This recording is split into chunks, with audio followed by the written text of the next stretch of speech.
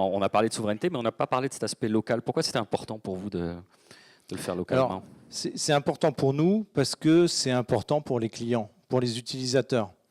Quand on a voulu développer cette offre, on a essayé de se pencher plus sur les besoins et les demandes des clients et des entreprises locales, plutôt que de se baser sur la technologie. On a discuté avec pas mal d'entreprises locales. On a regardé aussi les études qui existent sur Internet. Et on s'est rendu compte que dans les débuts, les fournisseurs de cloud, ce qu'ils essayaient d'expliquer à leurs clients, c'est on va vous fournir un service avec des SLA et des garanties, mais il va être dans le cloud. Vous n'avez pas besoin de vous poser la question où ça se trouve.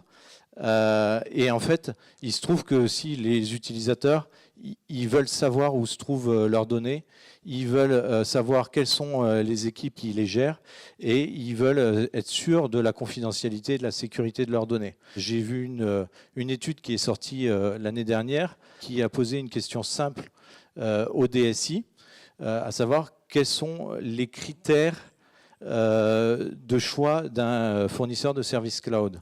Sur les 5 premiers critères, le premier à 84%, c'était la localisation en France du data center.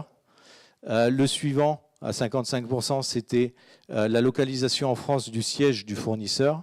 Et puis un petit peu plus loin, c'était la localisation régionale et de proximité du data center. Donc sur les 5 premiers critères, 3 concernent la souveraineté et la localisation.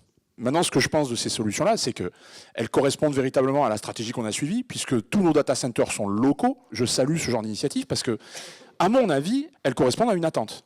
Mes clients, la plupart du temps, aujourd'hui, sont sensibles à la territorialité.